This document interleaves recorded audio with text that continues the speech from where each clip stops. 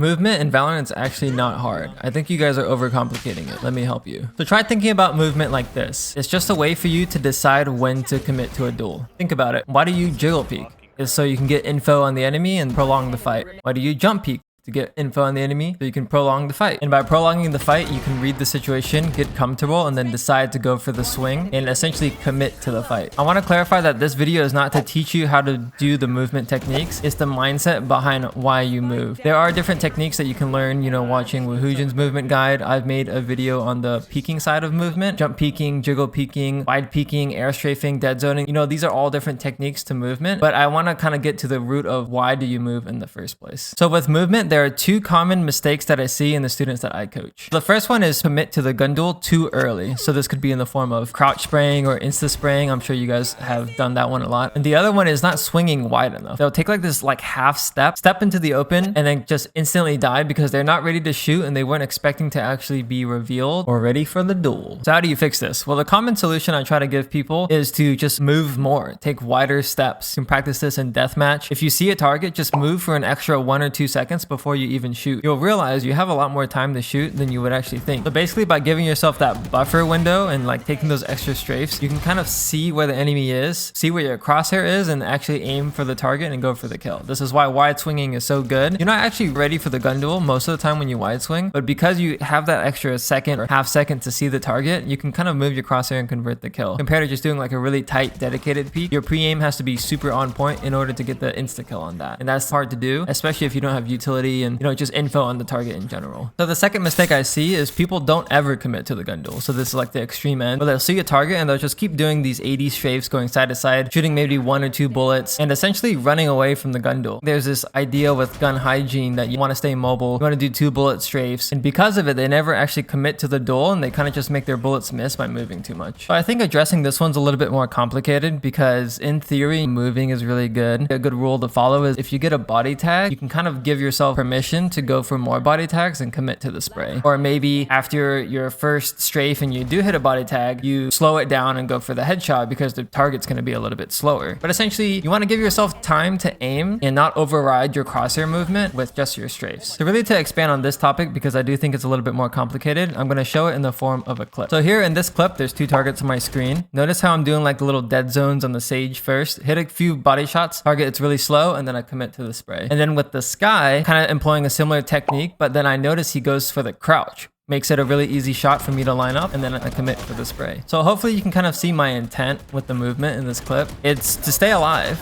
and then I see an opportunity to commit to the gun duel, and I immediately do it, right? It's nothing crazy.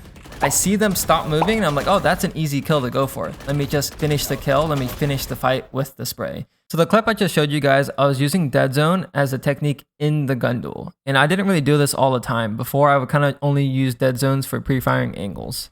The reason why I want to bring it up is because I think it's a little bit advanced and you could probably get away with just doing 2 bullet strafes, moving, notice that you get the tag, and then commit to the gun duel rather than trying to force dead zoning into your fights. Even now, I don't do it too often. This clip in particular was kind of an anomaly, and it's something I do the further away I am from a target because I'm not really comfortable and it doesn't really feel like I can aim for the target, so I adjust my crosshair with the movement. The point though is it's not really about what technique I use. I could have jiggle peeked and pre-fire, done like different ways to prolong the fight, maybe even just moved and not even shot. The point is like you want to decide when are you ready for the gun duel. And if the answer is that you're never ready for the gun duel, maybe it was a bad fight to take, or maybe it was a bad angle to take, or maybe you needed to use utility in this gun duel, or maybe you need to train your aim so you can actually aim faster in between your movements and adjust your crosshair to get the kill. It could be a whole amount of factors of things. If you are interested in the aim training aspect, I did release an aim training video recently, so go ahead and check that out. So hopefully that helps. That's kind of how I think about movement. It's a tool that you want to use in your gun duels and lets you kind of pick and decide when to go for that fight.